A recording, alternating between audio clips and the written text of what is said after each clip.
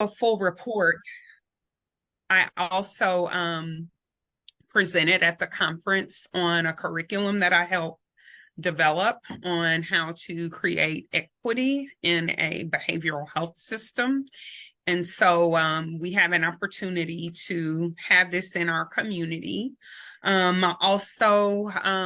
went to a succession planning workshop that went in depth about succession planning and what it really means in an organization. Very insightful. And I also believe that it would not only benefit the board, but also it would benefit organizations and building their capacity on building leaders within leaders. Since we have a workforce issue, when you do have succession planning and plans to include your leadership in a space, I learned that that also helps with workforce retention.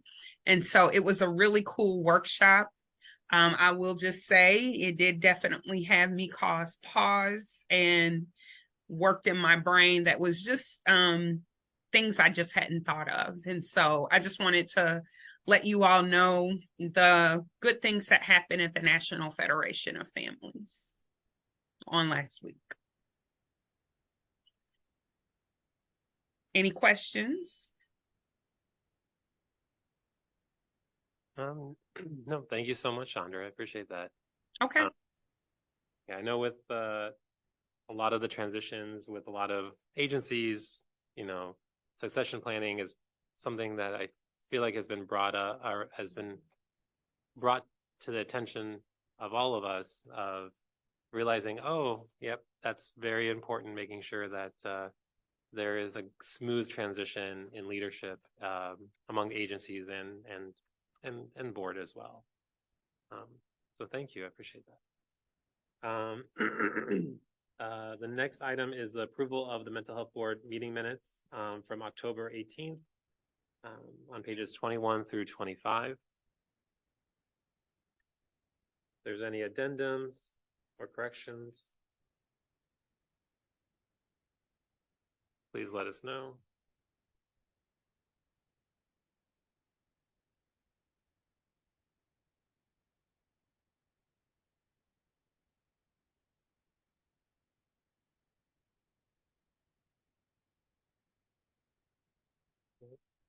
And then whenever someone's ready, can I have approval for the minutes? Move to approve the minute. Second. Elena, second. With that, all those in favor say aye. Aye. All those opposed, same sign. Those in favor have it, so approve the minutes. The next item is the vendor invoice list on page 26 through 37.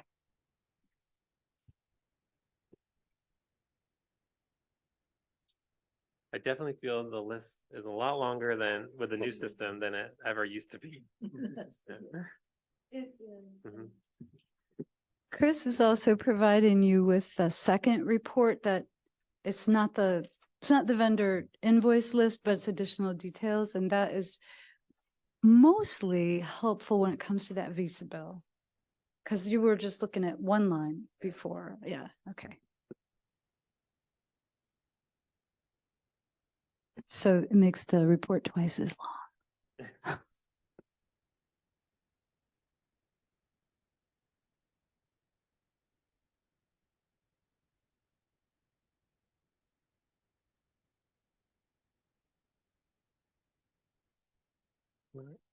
Are there any questions? No, seeing none, I will move to approve the vendor invoice list. Is there a second? A second. Joe second. All those in favor say aye. Aye. All those opposed, same sign. Those in favor have it. The next item is the staff reports on pages 38 through 60.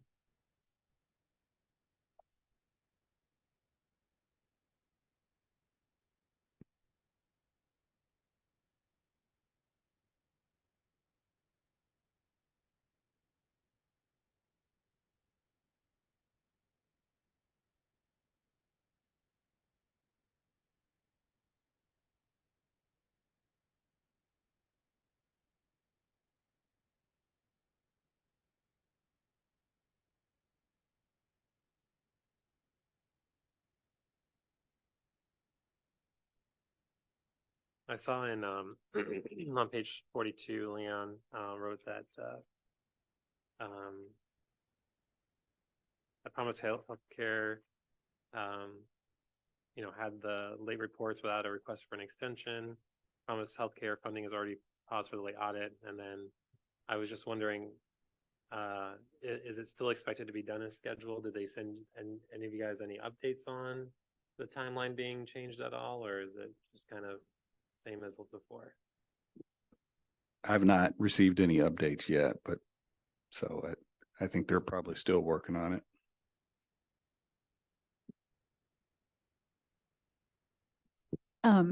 Somewhere in there, they lost a key staff person, so that could be slowing it down even more. But we're working on a different issue with them, so. I mean, the audit though is third party, right? So yeah, that it's shouldn't slow that different, yeah. down. Yeah. In Kim's update, we talked about, or she talked about, Pace, not having their audit complete. And it looks like some intervention was done there, but I'm wondering, are they now in compliance? Was that? That wasn't their audit, but It wasn't their audit. It Okay. was, I think it was first quarter reports, but there were also some questions about the fourth quarter report that I think that's all finished. But it just came up today. So they may have finished and then opened it again to do one detail that she noticed. So they're working together. I think all of those are done. Okay, thank you. Except actually CU Autism Network is still, that one is, the director who wrote the grants also left abruptly right after the beginning of the contract year. This is not a mental health board contract, but as so again, a succession planning issue, like left abruptly, and the new director is not sure that they can perform all the deliverables in the contract. So we had a conversation and they're trying to decide what to do with those contracts now. So payments are not paused, but their reports are not in because they may be significantly changing what they propose to do. So. But the difference is that they completed the extension request, right? So, okay.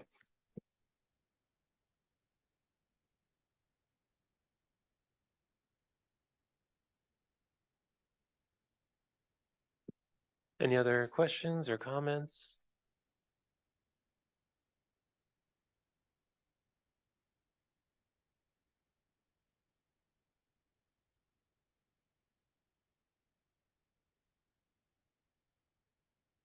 All right.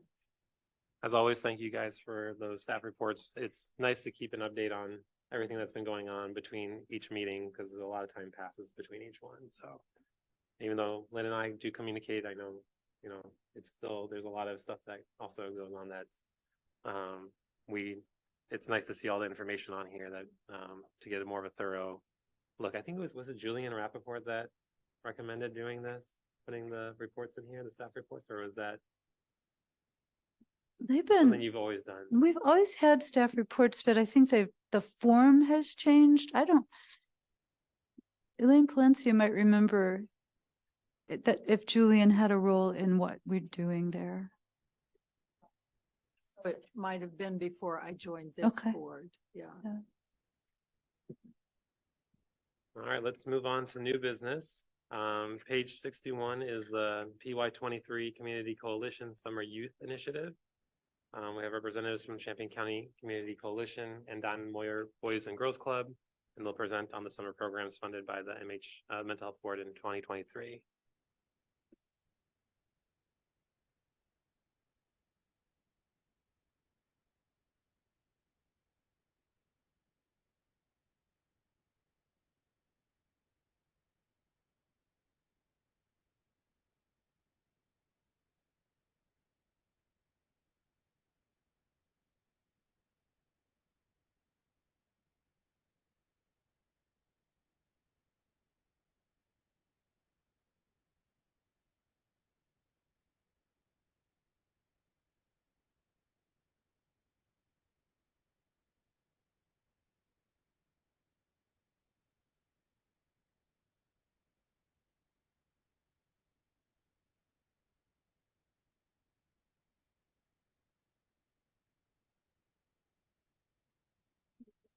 Okay.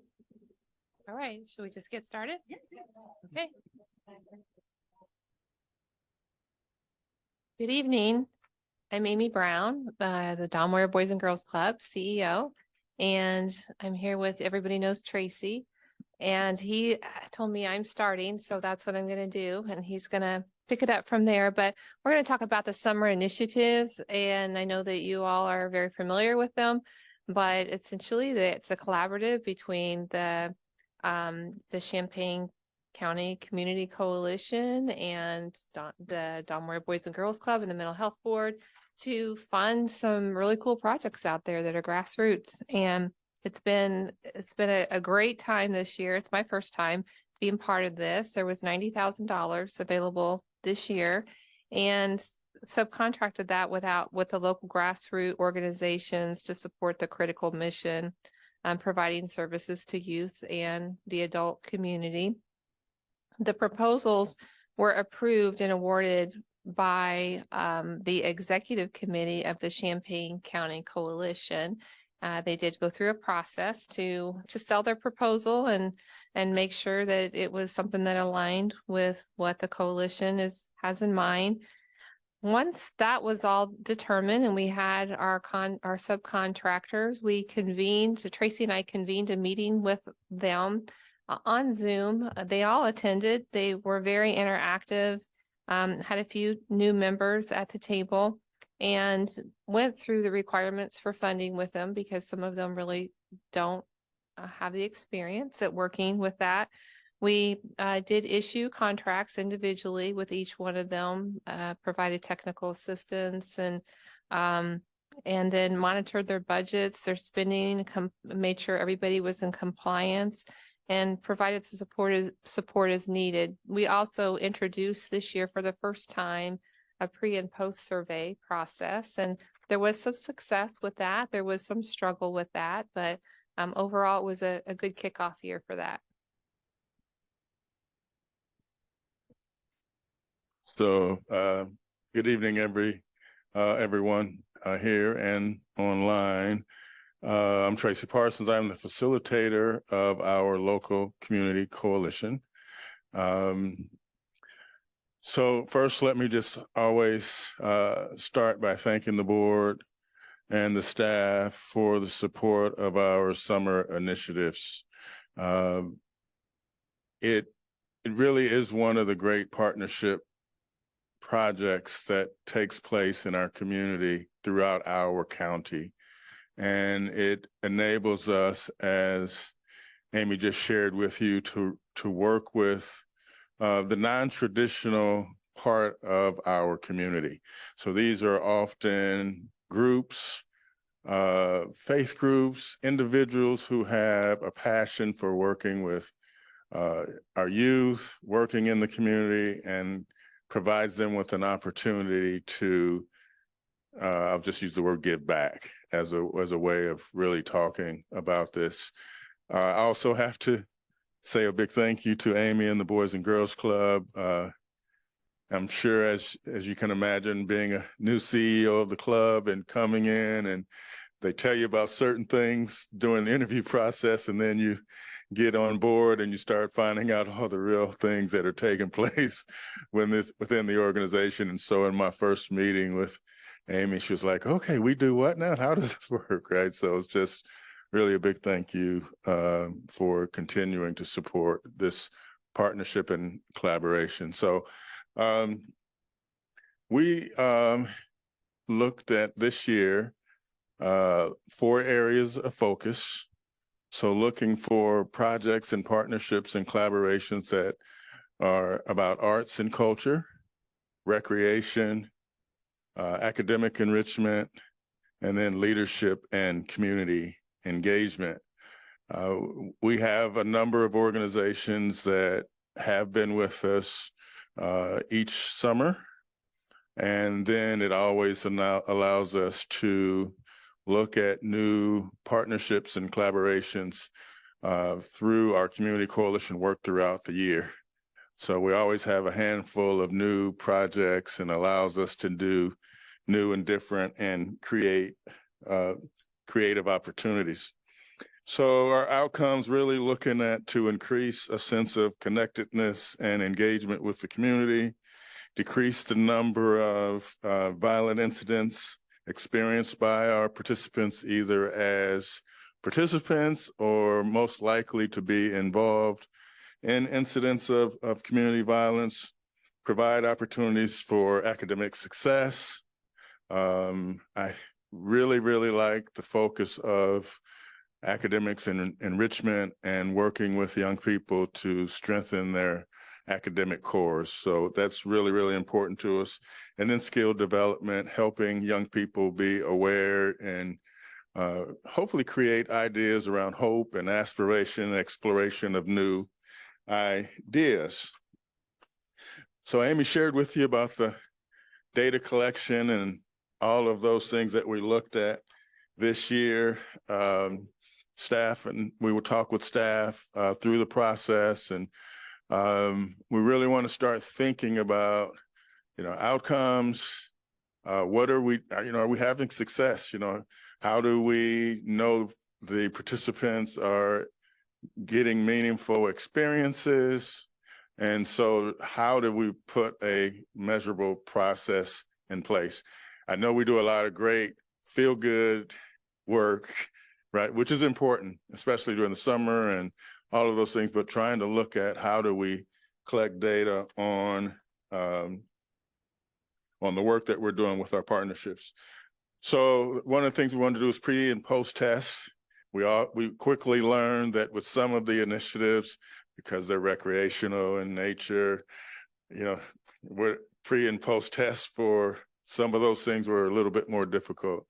So we were able to really gather that data on those, academic enrichments, those skill development types of activities. And I think next summer, if we have the opportunity again, we'll look at how to gather data from some of the more, like I'll say, athletic, recreational type of activities. So we looked at just a few of the things to just share real quickly with the board. 76% said they were very connected to their experience and their opportunities. Number of the respondents talked about the reduction in negative behavior, negative activity, creating a good positive space for them to be in was a positive for them. Just to share a couple quick things. We had a couple of our participants gain, some valuable work experience and gain jobs out of the opportunities that they had. As the board chair talked about mental health and wellness and self-confidence, we're still all struggling as a community coming out of the pandemic and its impact of that. I talk a lot with the schools about just really getting that reconnection with young people continues to be a struggle community-wide. So the ability to gain and build trust back with our young people is really, really important for our work during the summer. Next slide, please, Leah. So just looking at some of the quick data to share with you real quick. So 150 youth participated in a first time orange and blue football camp. We met a young man who's a former U of I athlete who's setting up an organization to do youth development, skill development, a good place for young people to come together. We'll show some pictures from that later in the presentation. We had a number of young people get free meals and food through the activities we were doing out in neighborhoods this year. Structured internship opportunities were part of the work. We continue to look at how do we create, and I've shared with the board before, the isolation many African Americans face and feel in the community. So we've started really doing some professional networking, bringing professionals together during our summer activities. And we had a number of those this summer. We had over 200 young people get mentoring. and again, leadership activities. One of the things I wanted to share with you that was really, really exciting is we were able to reestablish through the club what we're calling the Dixon All-Stars, which is a traveling basketball team that were able to participate in tournaments. So these are young people who have come to the club. Many are not part of the high school basketball teams and getting those types of experiences. And it has a personal resonance with me because I participated as a youth growing up in the Don Moore Boys and Girls Club traveling team. So when you talk about the first time to leave the community and travel, stay in a hotel, have a meal for the first time, to see something new and different. And so to reestablish that this year is just really, really, really powerful work for us.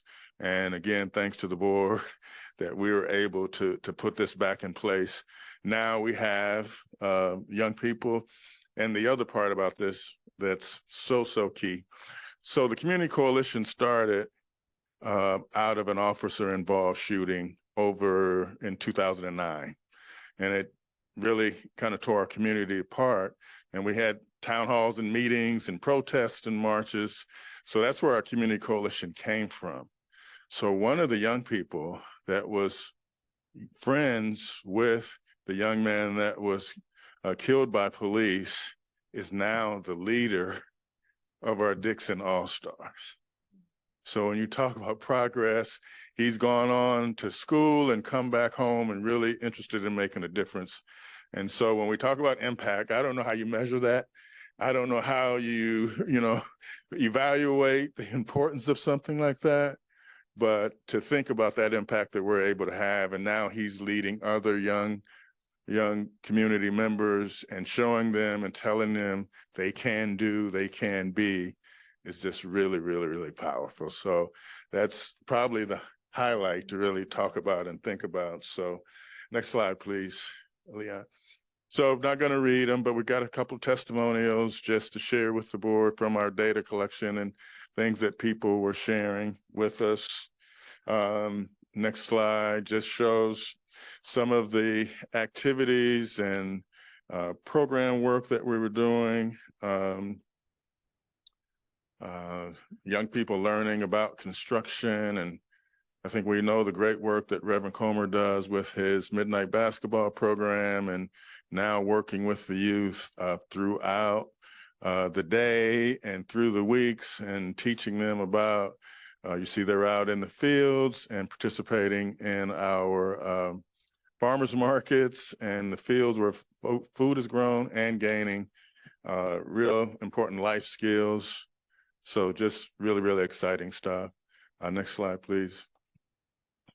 Again, I mentioned just the networking and Mixer, bringing people together and allowing new and different folks to meet and talk about how we can make a difference in our community together.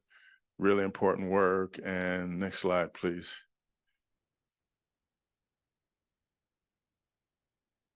So again, this is the football camp that we mentioned we did at Urbana High School.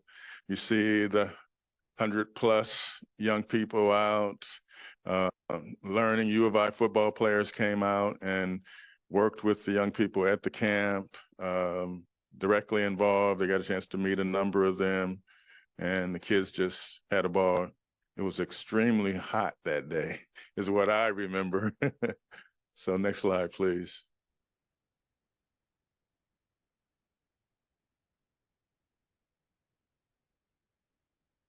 Yeah, so this is a project that we were able to do with a group called Slim Entertainment. He's a local DJ who's doing really good work. We do the last Friday of each month.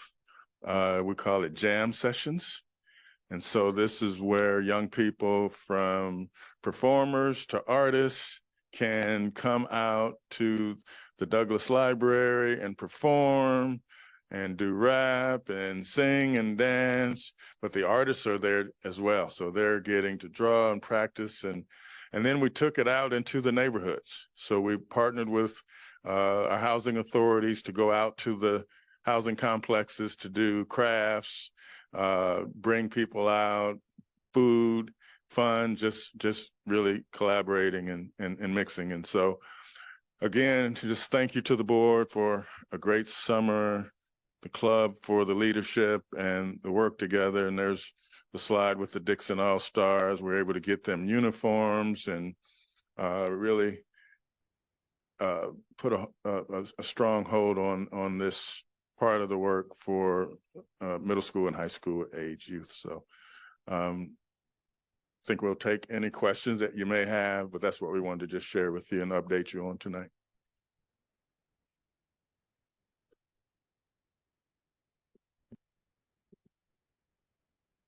Tracy, are you keeping any kind of data on repeat kids coming back year after year? I'm just curious about how the longevity. We haven't really looked at that. The programs would probably have a better indication of that. And so I think that's something we can add to our data documents to gather that information. Yeah, it'd be interesting, and maybe keep an eye on getting people to come back if they enjoyed it. Okay.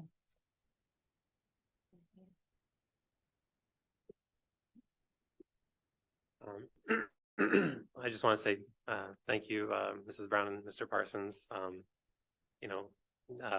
Without the Don Moyer Boys and Girls Club and all the work that you guys do at building a stronger community, I would fear to see what the community would be like without the work that you guys do, because we say it takes a community to raise a village, or sorry, a village to raise a child, or community to raise a child. If the community decides not to raise the child, then the child is going to grow up without that guidance. And just thinking about how you're teaching them how to build things, you're teaching them how to create, you're teaching them how to problem solve.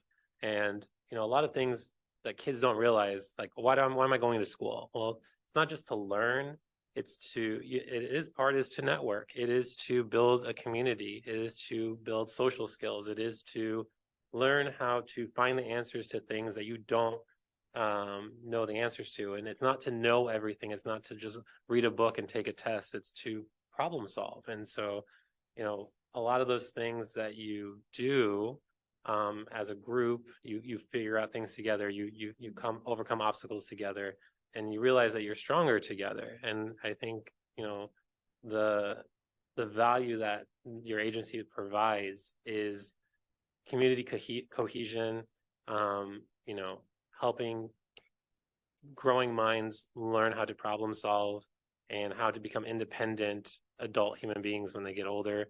And a lot of those, and I love that you have measurable goals, and that's what I want to see as someone who has a scientific background. That's my mind works. I want to know that what we're doing is having some short-term measurable goal, that hopefully those long-term goals that we want are going to be met if we're meeting those short-term goals.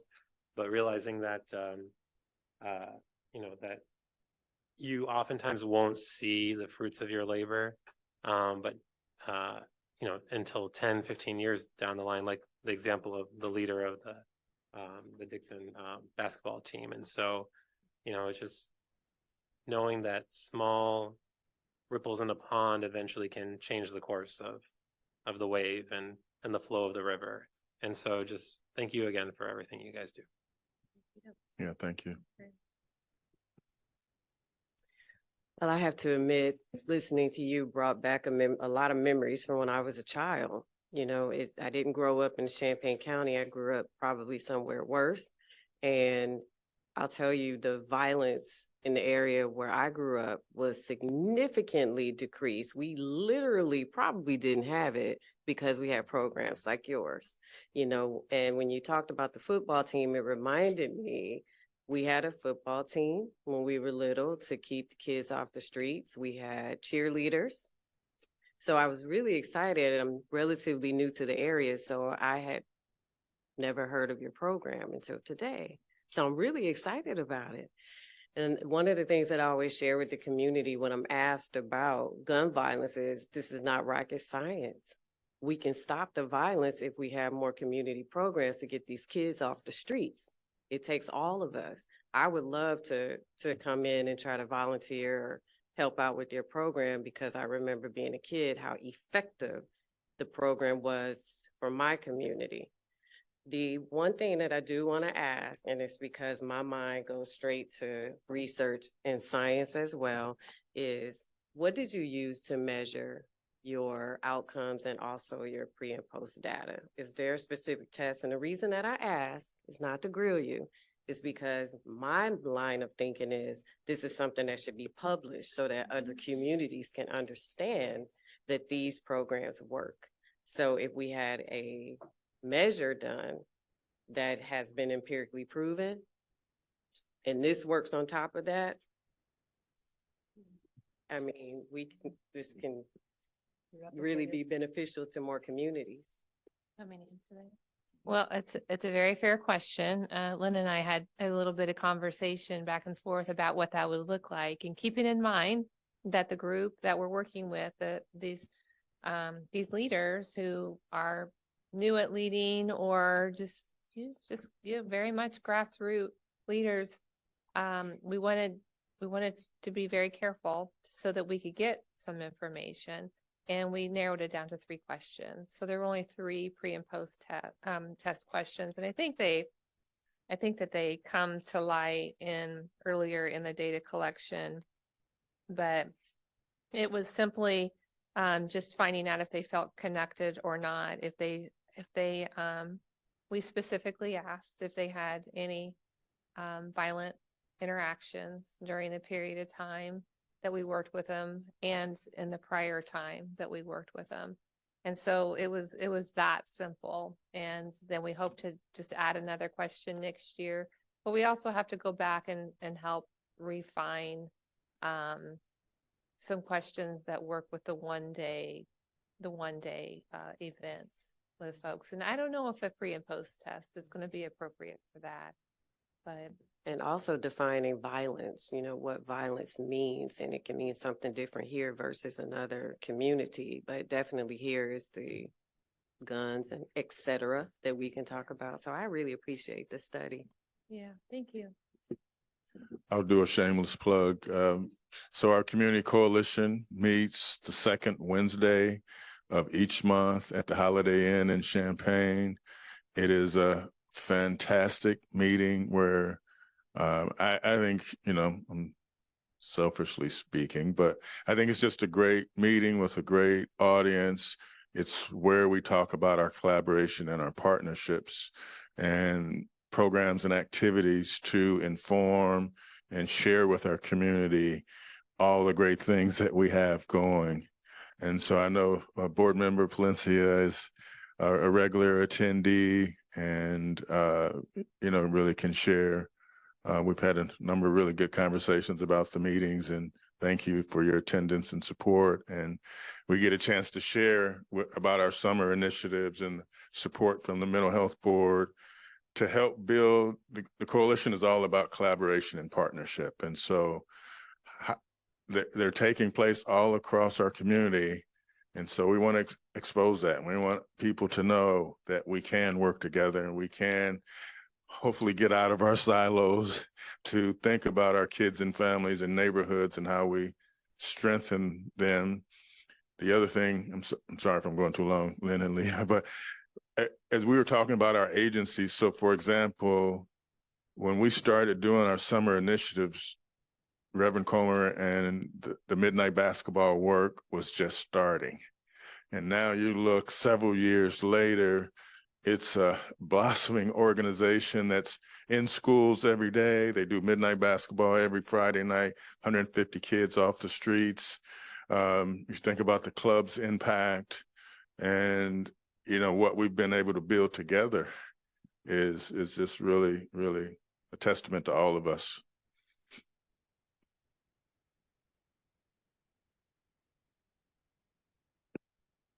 So I see there was a 50% reduction in the violent interactions, which is a huge reduction. amazing. So what was the average length of time that you asked the participants, that question? So over how long? So was each the- project is a little different. So it could be a one-day football camp, or it could be from July 1 when we start all the way through the end of September. So each project is unique and different within itself. And so it could be from meeting 2 or 3 times a week to, again, a one-day event and throughout the summer. So I think, as one of you talked about, when you think about giving kids safe spaces to go, I mean, we were talking about that this morning about, you know, the safe zones where kids can come and be kids and learn and have fun and not have to worry about, you know, the community pressures. I'll just say it that way is really, really key. And how do we create as many of these spaces as possible? That's amazing. Thank you. Yeah. Sorry. Oh, don't be sorry. It, as a parent, you know, I'm very aware that there is just a great amount of programming towards kids in our area. But most of it is monetized, right? Like most of it costs just so much money. And I work with families experiencing housing instability and poverty, and being able to steer them your way in the summer. Oh, you know, that takes a huge load off of the parents I deal with. And it also, you know, it gives me a tool in my toolbox that I'm profoundly grateful for. And just listening to this tonight was just medicinal. So I just wanted to thank you both for the amazing work you do. Thank you. Thank you.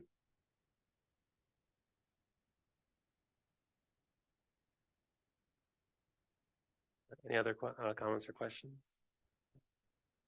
Thank you guys very much. Appreciate your time. With that, we'll move on to the draft of the revised funding requirements and guidelines on pages 74 through 96.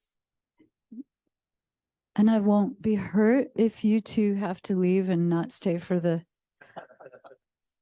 But I'm going to say that one thing I don't like about your presentation every year is that then it ends and then we have to go back to this stuff. Thank you. Okay, I want to make sure to share the screen because this was initially we had planned to put this in for information only for this morning with the DD board. They have a version of this that's very similar. And then for you all, but to be fair, like if you want to vote on it this evening, we have had a lot of input from agencies, some of the input not easy to hear because, you know, some of our processes have turned out to be kind of hard. We also, everyone on the team contributed to these revisions. And then we shared, I think, with board members a month ago or so. And then our attorney has also looked over it and made some additional changes that I think are quite important. So you can see a lot of it is cosmetic, but there are some things, I don't know if y'all have had some time to look at it and have any particular questions. If you do, we should start with that. Or if you want to make a motion, to approve and then second and then discuss, I don't know if like I that's. think that's probably that's the more official way. I think we should probably do that. So I will move to approve the draft of the revised funding requirements and guidelines. Do I have a second? All right, I'm seeing a second. We'll move into discussion. It was Jen Stroud. Yeah.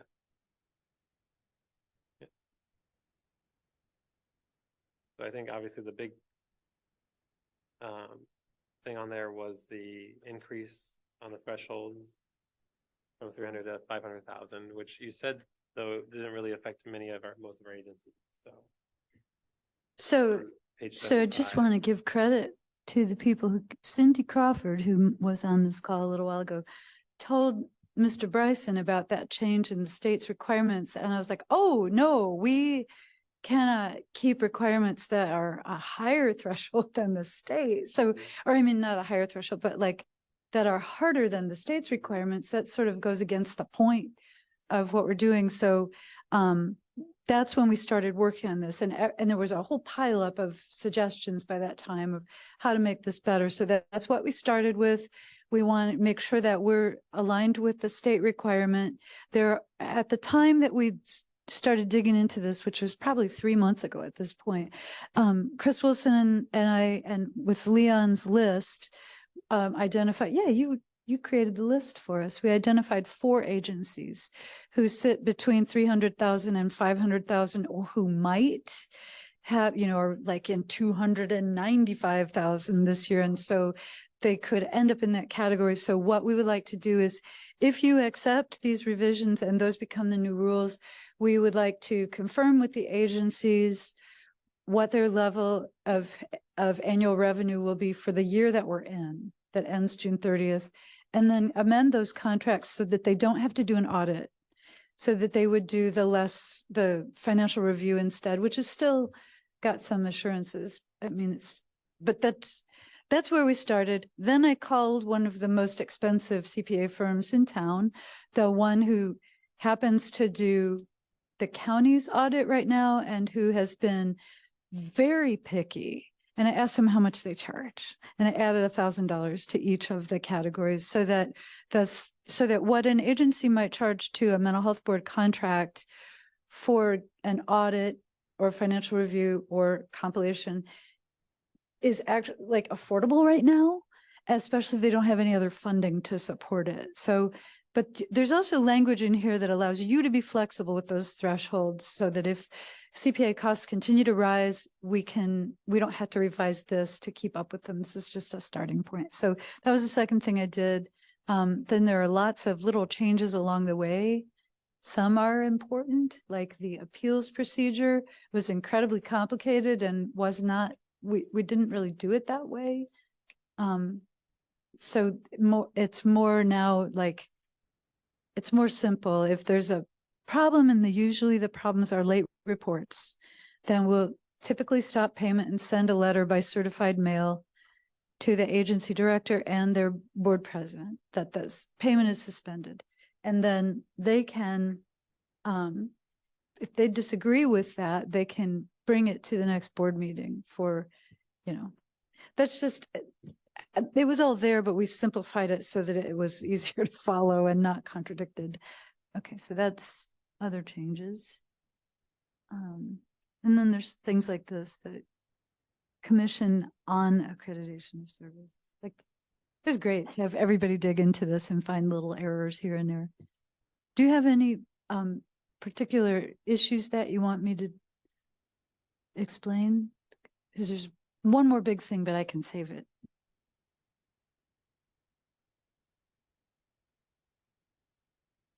The one more big thing is at the very last minute, the last review of this was by the person who used to be the civil division chief at the state's attorney's office. She's been doing a lot of this kind of contract review and policy review for us. And she made a change that I really wasn't even thinking of. It was so good. You know how right now, if an agency's audit is over 3 months late, the contracts are automatically canceled. Instead of doing that, if an audit is going to be 3 months late, and we've suspended those 3 months of payments, we'll bring the issue to the board at the next possible meeting. And so then the agency can talk to you. You can decide whether to cancel the contract. The agency can explain what's happening to them. If they want to continue the contract and we're continuing to hold payments, it will give us all an opportunity to be really clear about what the risk is. So I thought that was a great change. And anyway, otherwise, like substantively, there's not, things are not harder in this version. Anyway.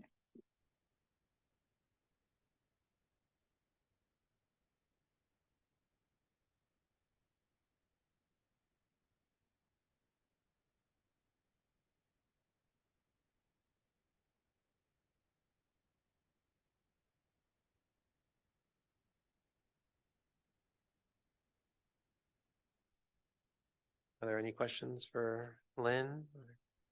No. All right. Any discussion? Is everyone comfortable with the revisions? I mean, I think it seems very reasonable. I think it'll hopefully prevent a lot of the stress of what the plan would be when things don't go as planned. So I think I welcome the decisions or all the addendums and adjustments in the funding requirement guidelines. So I think hopefully this will make things smoother for next year and future years. So, and if not, then we'll revise it again. It still contains language that you can override any of these provisions in the contract. So this gives the board the authority to make decisions that are in the best interest of the county whenever there's a decision to make. One thing that's nice about if you approve this now, then we'll be able to put this up on the application site quite soon in advance of people applying for funding so that they're fully informed of what they're getting into. Okay, so thank you. It was going to be a one-day turnaround if we waited. I agree with Jen that I think it makes more sense to vote now. Yeah. It's for everyone who couldn't hear us online talking. Yeah.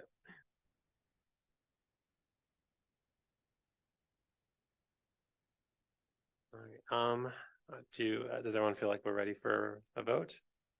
All right. With that, can I get a roll call, please? Yes. Yes.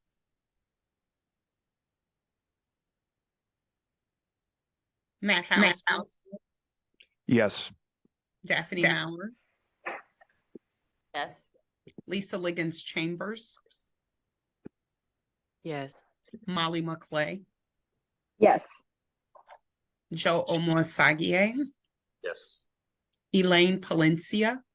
Yes. Jen Straub. Yes. Jane Sprandel. Yes. Jean-Paul Joachim. Yes. All right. With that, we'll move on to the next item, which is the request to transfer from the fund balance.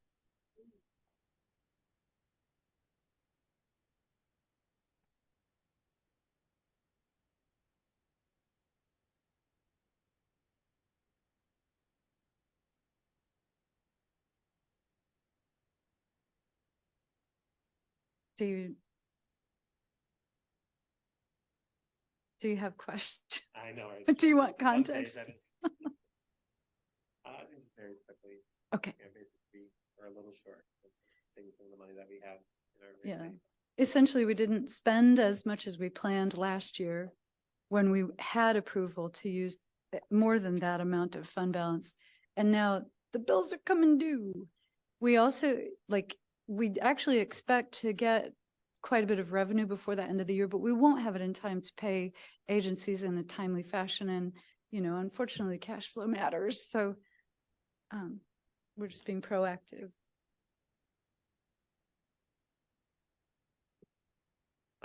So with that, I'll move for a motion to approve the transfer of $326,162.60 from the Champaign County Mental Health Board fund balance to 2023 contributions and grants. Do I have a second?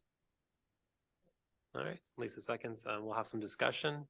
If there's any questions that you guys wanted to ask Lynn before we vote on this. I just want to know why this happened. Is there lower property tax? What happened that we don't, because we always plan for, it was just an estimate. Is that it? And we estimated wrong?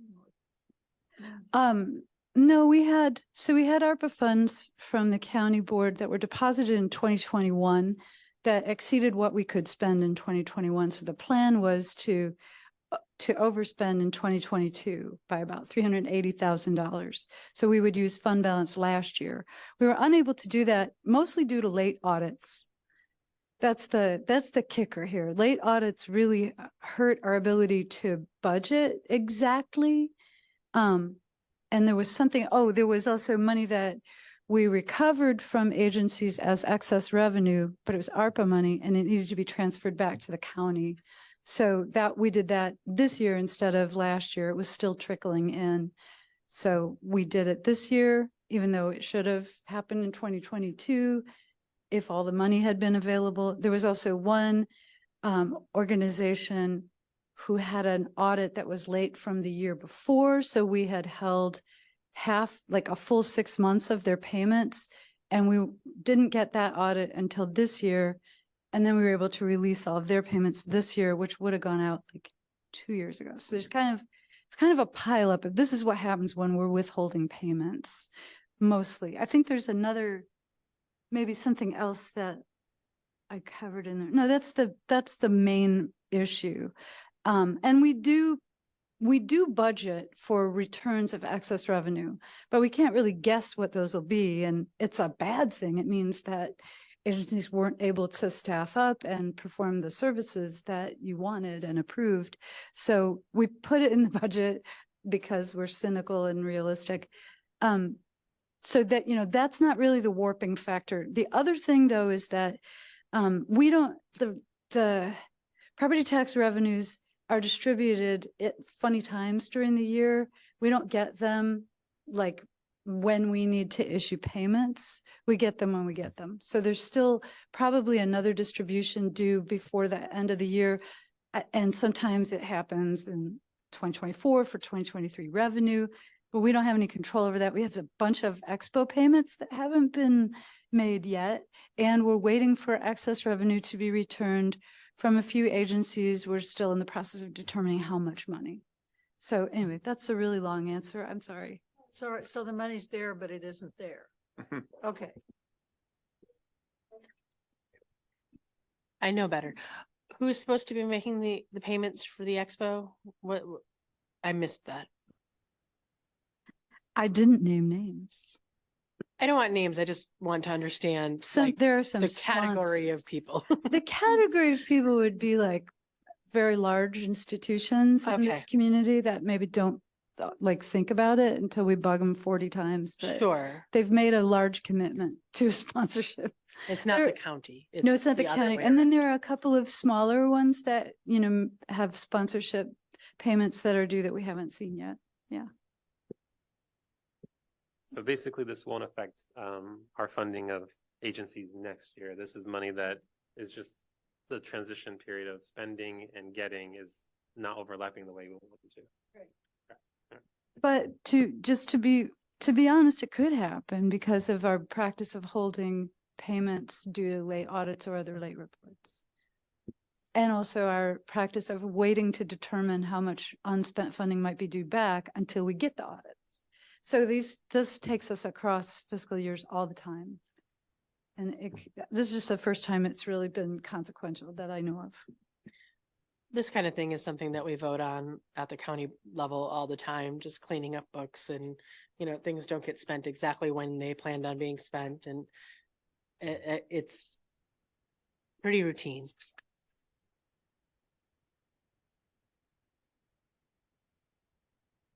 Is everyone ready for a vote? All right. With that, can I get a roll call, please? Yes. Daphne Maurer, Yes. Lisa Liggins Chambers, Yes. Molly McClay, Yes. Joe Omosagie, Yes. Elaine Palencia, Yes. Jen Straub, Yes. Jane Sprandel,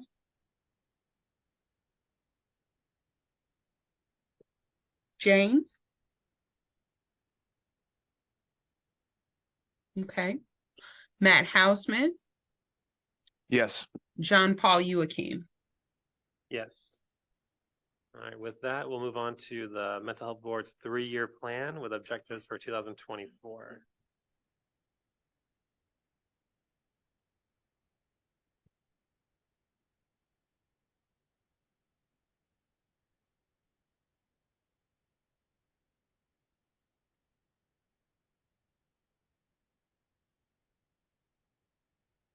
So I think you saw this a couple months ago.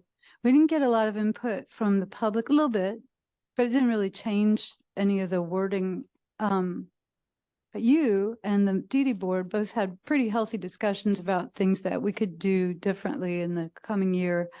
The DD board, so in the first memo, there's monitoring changes in state-funded DD services. This is actually a crisis. So to the DD board, it's very important, and it will also be important to this board eventually, just that changes in the way the state system is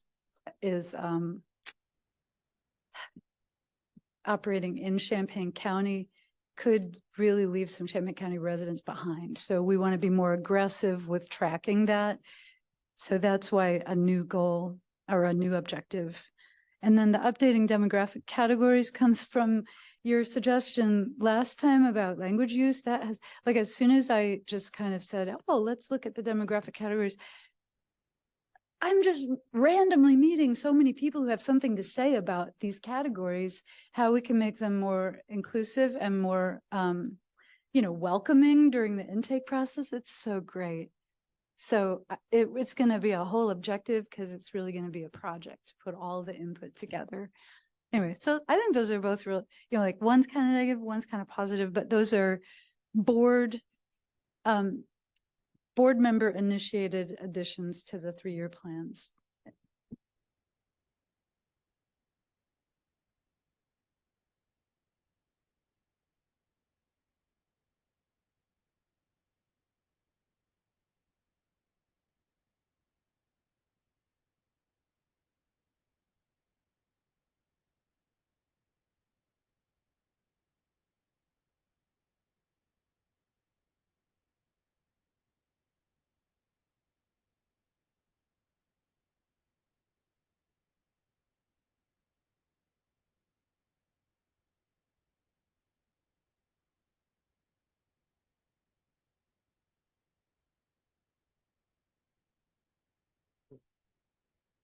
I'll give people a couple minutes to look at this.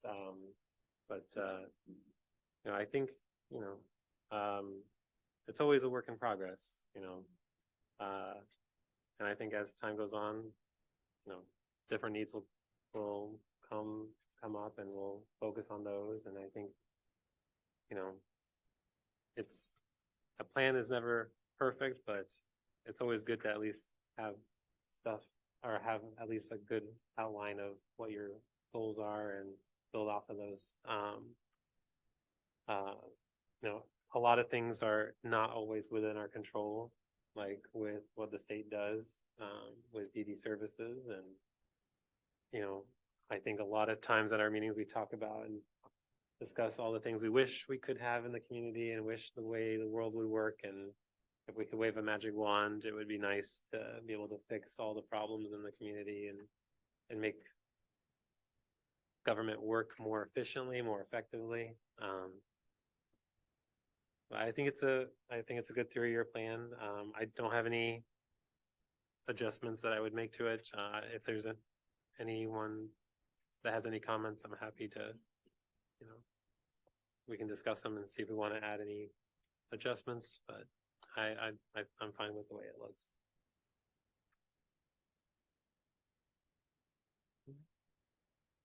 If anyone's ready, they can move for a motion, but Molly has her hand up.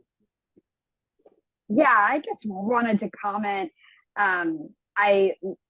One thing I noticed as I was looking at the plan is that a lot of the changes were really focused on including the voices of people with lived experiences with various different issues, and the idea of peer supports and mentors and that sort of thing as I don't know, it seemed to really stand out to me as something that's being emphasized. And I think our meeting back in August with the advocates, I think was a great example of that and something that I'm really excited to see more of moving forward.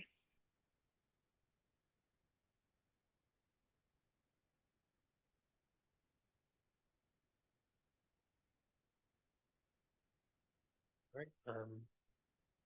Does anyone want to make a motion?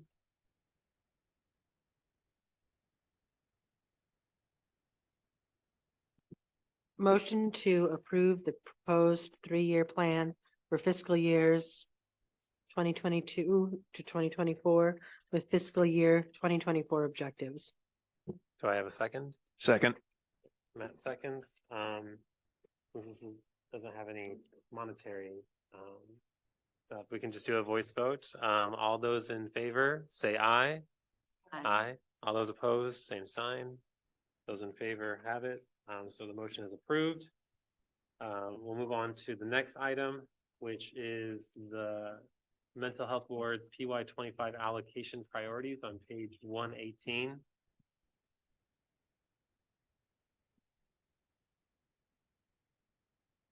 And action is also requested on the item as well.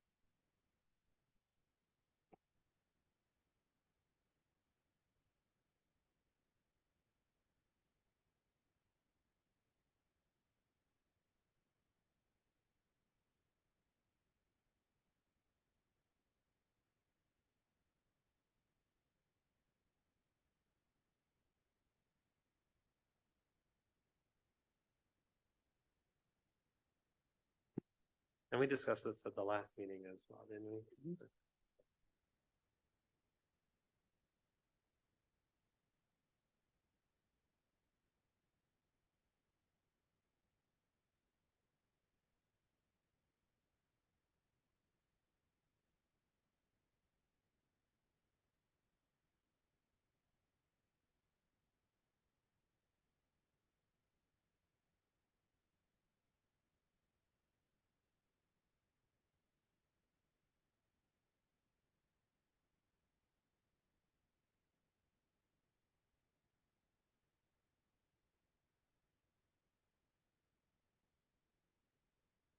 You know, I would say that when I first started on the board, a lot of times the allocation priorities weren't as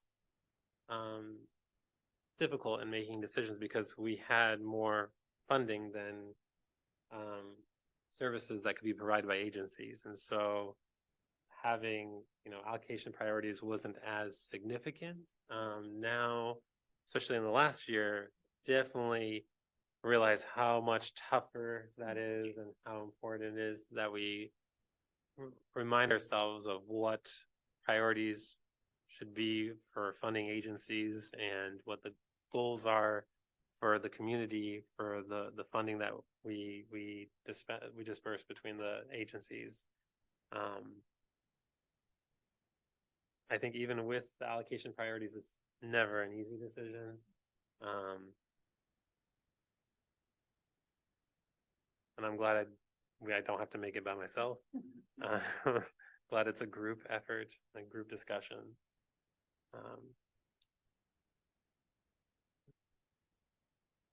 Is there any comments or questions or adjustments to the priorities that anyone would make? Yeah, just no adjustment, but just a comment, and that I appreciate, especially what you said, John, about the difficulty in making decisions that we have to, and the importance I like to see in the best value and the participant outcomes. And the presentation we heard earlier, that was a great, and if anything else I had from my time on the board was constantly asking for the outcomes. And I appreciate what we're doing with the Family Resiliency Center and the evaluation capacity that's later on the agenda, helping the agencies understand the importance of these outcomes. That it helps so much with our decision making. It helps us take this to the taxpayers to say, hey, this is why we've chosen this, and just really pushing that. I really appreciate that. That's it's spelled out explicitly and very well here in the priorities.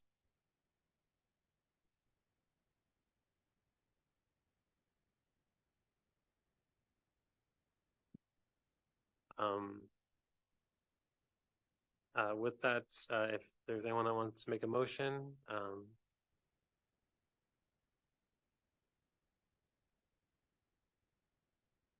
we can always have further discussion as well. I'll move to approve the CCMHB program year 2025 allocation priorities and decision support criteria as described in this memorandum. I'll second that. With that, we'll open up to discussion some more, just in case anyone wanted to make any comments or ask any questions.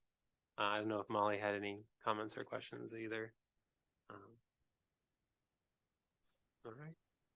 Seeing none, I will move. I will move to a voice vote. All those in favor of the motion, say. Oh, go ahead. Yep. I'm not sure, since this is a funding priority, does this count as?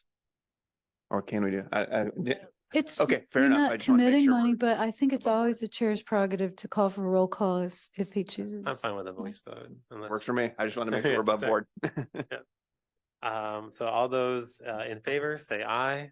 Aye. Aye. All those opposed, same sign. Those in favor have it. So we'll move on to the next agenda item, which is the IDD. I know, right?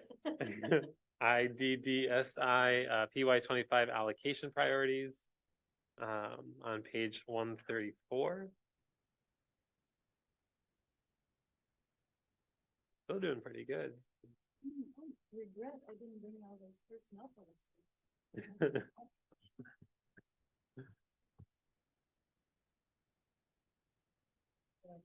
policies.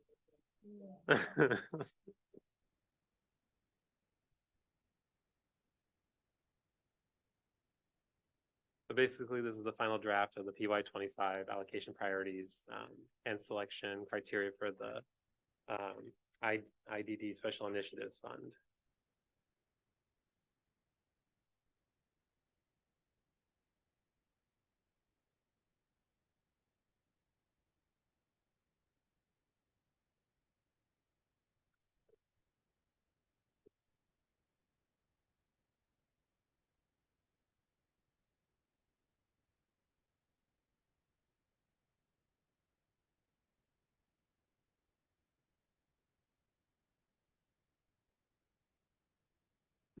I think this is the last item that we have to provide a vote on. Yep. I mean, I'm fine with the way it looks. I feel like we've been over this before. I don't have any adjustments or addendums I would make. If there's any questions or comments or any adjustments or addendums people want to make, just let us know now. If not, I will go ahead and move for a motion to approve the IDD Special Initiatives Program year 2025 allocation priorities and decision support criteria as described in the memorandum. Is there a second? I second. And I'll open up to discussion one more time. Seeing no sign of any. Seconded. Oh, it was Elena. Elaine, sorry. Thank you. Yep. And then seeing no discussion, we will move for a voice vote. All those in favor, say aye. Aye. Aye. All those opposed, same sign. Those in favor have it. So we'll move on to the next item, which is the input on priorities on page 151.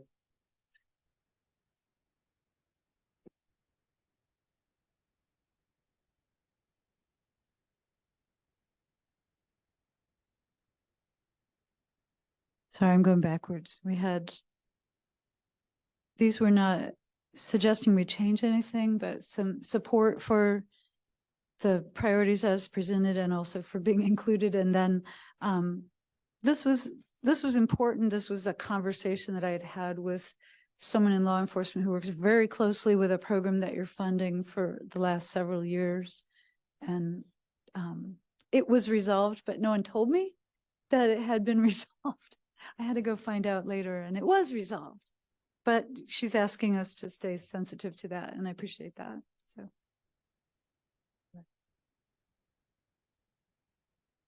Otherwise, we did not receive a lot of written input.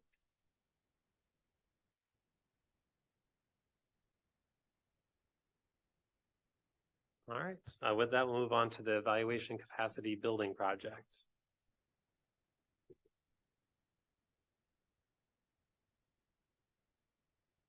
I think we have someone. Hello. Can you hear me? I'm trying to my video is not really working on my phone, but I'm trying to give you access to so I might just be audio. Is that all right? Yep, that's fine. We can hear you. Great. Well, thank you, everyone. So we're happy to report that we conducted our group level assessment on November 3rd. And it was from 12 to 3. So we really appreciate everyone's input and providing time to come and have fun with sticky notes and providing their insights to us. So we had 33 staff participate from 19 agencies, as you can see in this report, the brief summary, and over 282 years of experience in these agencies. We used 37 prompts to collect information about evaluation, weaknesses, strengths, opportunities and threats, and also gaining additional information as to areas in which agency staff would like to have different types of trainings and supports. So we have a ton of information. It's only been a week and a half, and so we haven't given you substantive findings because that would be in our next report to the board. But we're just really pleased by how engaged and how much information the staff provided to us. And as you can imagine, they were very much about talking about staff and trainings and technology and other things that will be needs in the future. And we have some really great insights into what we will be doing for different micro trainings and one-on-one technical assistance, as well as workshop trainings. So I'm going to pause there so that you can ask me any questions, because I'm sure you have some.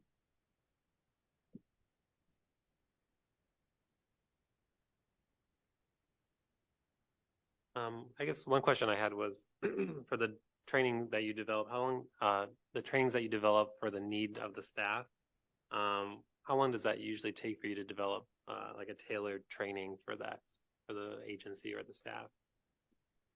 So it's going to vary depending on the different types of trainings. So micro trainings that are super short, like a couple of minutes, let's say the difference between performance indicators and outcome indicators would probably be a much faster turnaround time, because it would just be an introduction to those different concepts and how they might be different from each other and giving a few examples, versus ones that might be multi-staged. So I don't want to like say we're going to do one on logic models that's going to be multi-stage, but if we were to do that, we would probably have a micro training that's pretty short on an overview of the importance of a logic model, and then probably going through each of the different phases of what a logic model is, and those would be short snippets as well.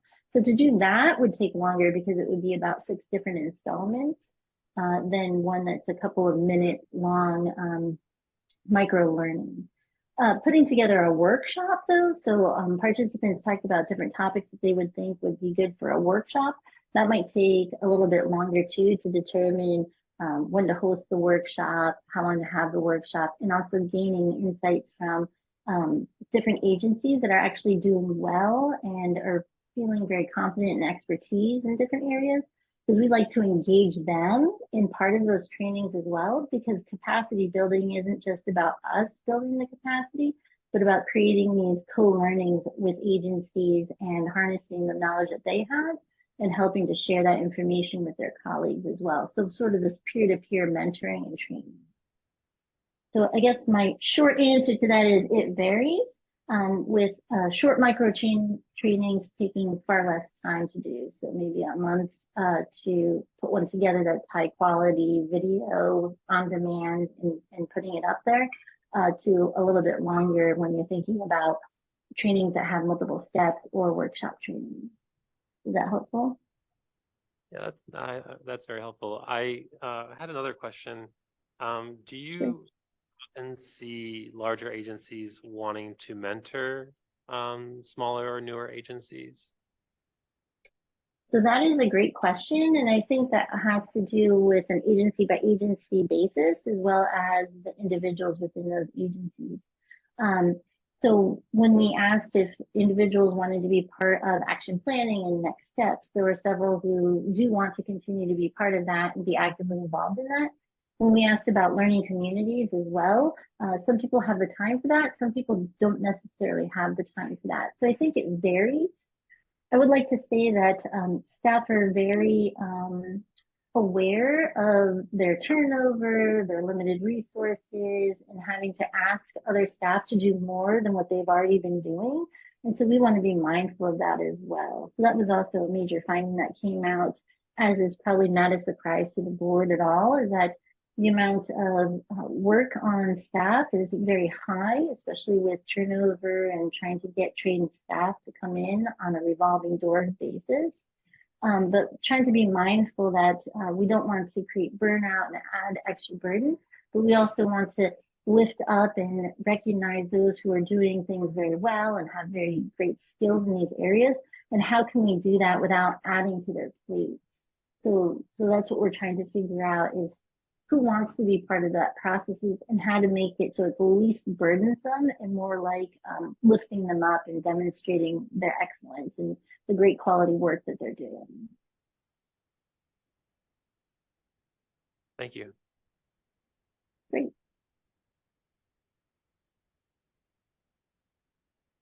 Other questions or thoughts?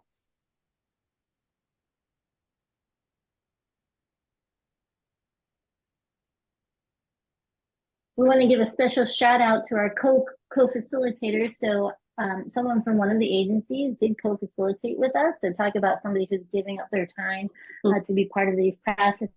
And so I want to give a shout out to Kelly Merton, who really helped in co-facilitating this GLA with us, and who is really great to work with and has now learned the skill of how to conduct a GLA, a group level assessment. So that was our ability to capacity build for her and her agency, but also the fact that she's given up her time and really did a phenomenal job. So I just want to give a shout out to her. So there's a great example of someone from one of the agencies actually demonstrating and working with and moving this work forward. So. I think Molly has a question. That's her hand up. Yeah, it's not a question actually. It's just more a comment, because I heard you speaking about how this event, the assessment went, and reading about it as well. I am reminded of, some techniques I have learned about in my PhD program around this kind of research, and just like, I don't know, I wish I had been a fly on the wall to kind of see how this conversation happened, because it's why I think the approach to this evaluation capacity building really being so engaging and really drawing upon the ideas that these agency staff have. It's why it's so important. And it's very exciting to learn about the different, like the way that this was facilitated, and just the insights that everybody shared. And definitely hearing about an agency leader co-facilitating. It sounds like it was very successful, and a really great way to engage our agencies in learning about the things that would be helpful to them. So thank you very much. Thank you. Thank you.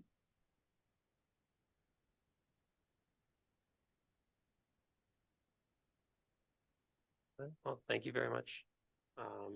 So with that, we'll move on to the next item on the agenda, which is the Expo update.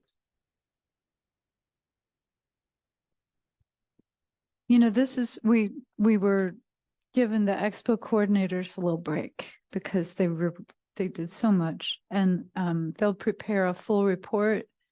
They're planning to prepare it for December, but they'll probably be glad to hear that they've got an extra month. So in the meantime, Chris found a way to show you, he's entered all of the Expo expenditures and revenue as projects in the accounting system, and then he found a way to create a report. But this is not up to date. Like the day after we put this together, there were more payments and more more payments in and out, but we are still missing those big sponsorships.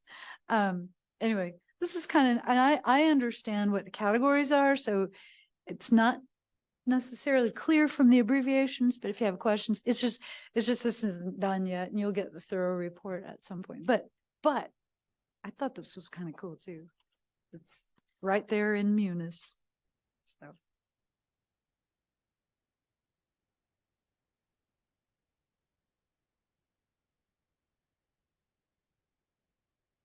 And I would just say, I feel like the turnout was pretty good this year as well for the expo.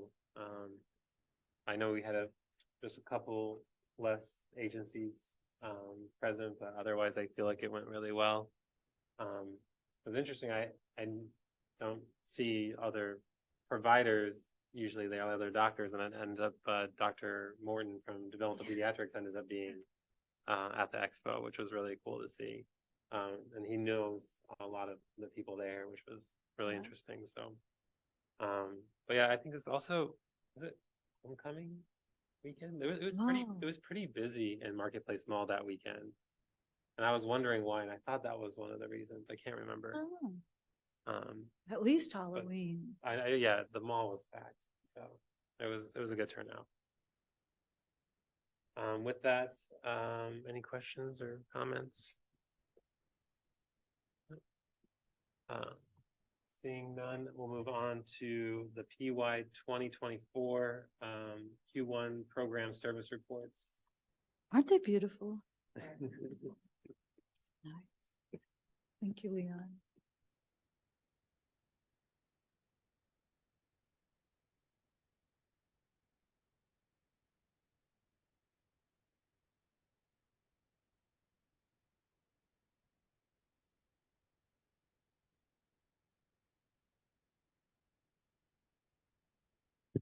Right after the agencies finished submitting these reports, and then there were a couple that were late. So we waited for a weekend when no one was working in the system, and we have changed this where it says comments. We've elaborated a little bit because like most programs, they're not required to put anything in the comments. It's just say whatever, tell us whatever you want to.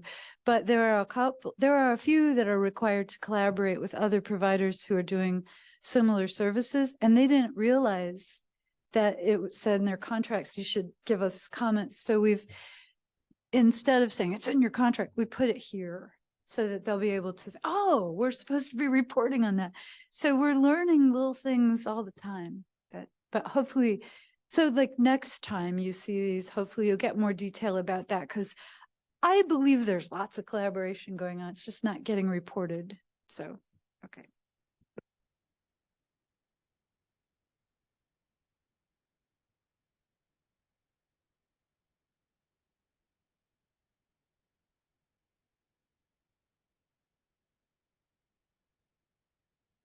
All right. Any questions, comments on that? Definitely a lot more comments, I feel like, than last quarter. A lot of people provide a lot more details, which was really interesting. Yeah. It's nice just like getting the staff reports, kind of just an update between each quarter, what's been going on. And then with that, we'll move on to the 211 quarterly update for Champaign County on page 204.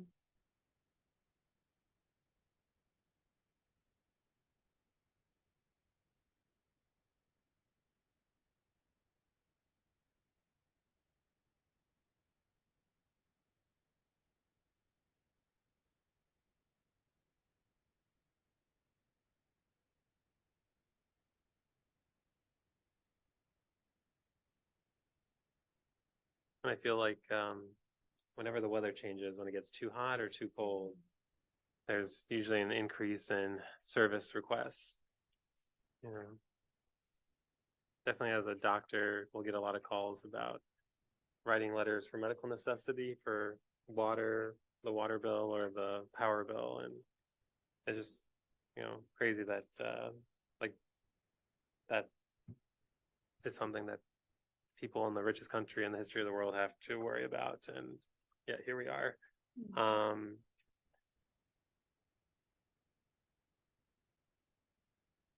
So I appreciate that they provide us this report. It's got a lot more detail than I would expect, but we are seeing over and over again that so many of the calls are about shelter and housing supports. And I mean, I think that's important for us to know. Yeah. And if this is a needs assessment tool, it's telling us something important. Yeah. And that seems to be an issue that crosses a lot of different categories of folks in our community. You know, county board had a listening session about the needs of immigrants in our community as it pertained to the ARPA monies, and over again. And, you know, and I definitely hear that need differently because of the work I do, but over and over again, housing, safe housing is what people need.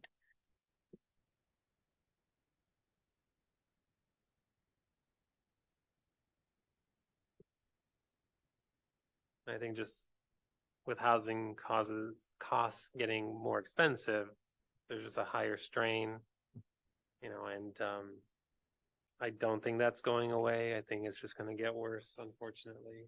And our community doesn't have the inventory of affordable housing. It doesn't. I mean, that's a nationwide problem, and we are not any different, unfortunately.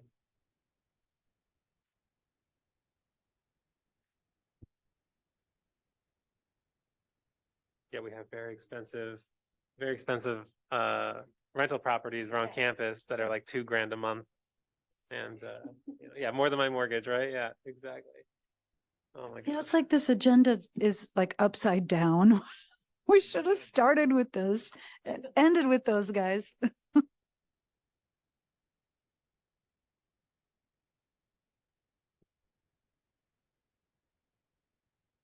Yeah, I think with the housing inventory, it's not going to get better any faster with higher interest rates and the higher cost of goods. And, you know, I think any house that's going to be built right now won't be very affordable, unfortunately, and it won't fill in the need. And so unless there's a bigger federal push to subsidize housing, it's not going to improve anytime soon.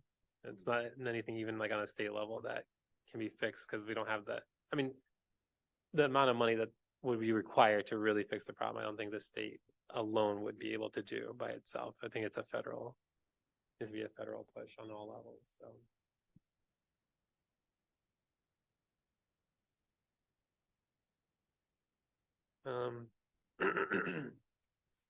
I think the only other thing I saw was that there was more, I feel like in the past it's been, I feel like it usually is more predominantly females that call, but I feel like this time around it's definitely a lot more than before, like 70%, I think it was. I can't remember if it said, if they talked about families, how many of them were families versus single people.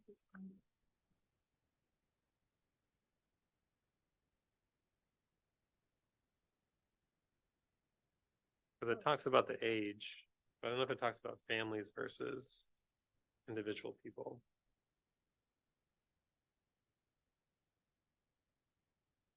Because that's kind of important to know too.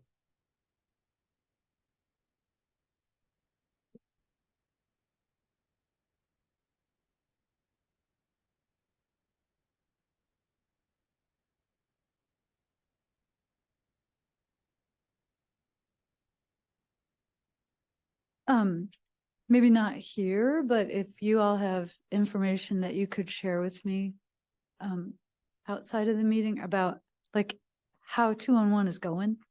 Because we've been paying for half of this for Champaign County for a lot of years. And it seems like we've heard about a lot of problems, but the United Way, the other payer, doesn't hear about problems. They hear the good stuff. So we have a kind of fun relationship where we have to let them know. I don't know if it's working better for Champaign County residents than it used to, but there is a lot of change at the state level. There's more money at the state level to improve 2-on-1 service across the state. So we might have good specific recommendations based on what didn't work well here. So if y'all want to share that stuff with me, I'll pass it along.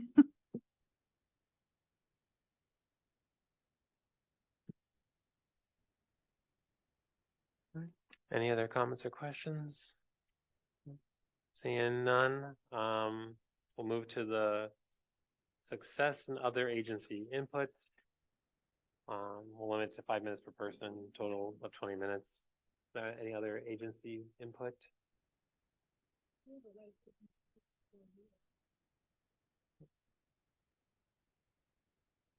I don't see any hands up, so we'll move on to board reports. Do you have any board reports? No. All right, with that, we'll move on to county board input. Last night we did another one of a series of votes that we have to do to approve the fiscal year 2024 budget. I will tell you that just like our budget on this board, we've had to make a lot of rough decisions this year. We just don't have the wonderful money coming in that we've had in the past couple of years. And that kind of was the only thing that was really interesting to any of you all, I think, at this point. All right. Thanks, Jen. With that, we'll move on to Champaign County Developmental Disabilities Board input. Surprise. They had very similar business to yours this morning. They also approved their the revised funding recommendation or requirements and guidelines, and they approved, this is important, they co-approved along with you the IDD special initiatives allocation priorities as presented.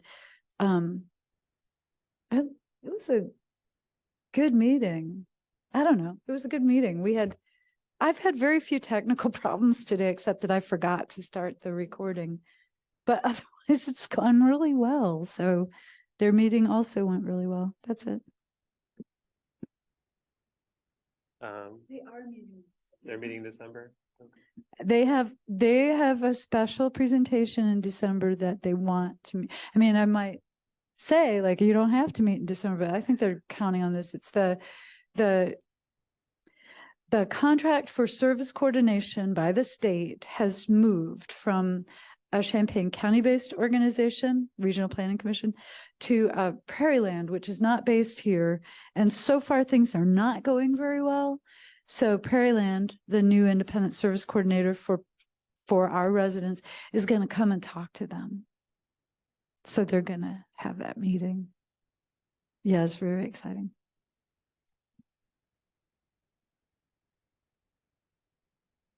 With that, we'll move on to board announcements and any input. Seeing none, I will move. Oh, I had something. Molly, you can go ahead. I'm doing the hand raising thing and realizing it's probably not worth it. I just wanted to acknowledge that right now is a very, it's a stressful time as financial reports and audits are starting to come in. And I know that it's both a stressful time for all of the agencies that are participating in that, and also the staff that are working hard to go through all of that and have really difficult conversations. So I just wanted to acknowledge that this is, a challenging time. It's stressful to, comb through all of that. And I especially wanted to thank Chris Wilson for all of your work in going through all of this information and having these hard conversations, as well as all of the agencies for all you are doing on this as well.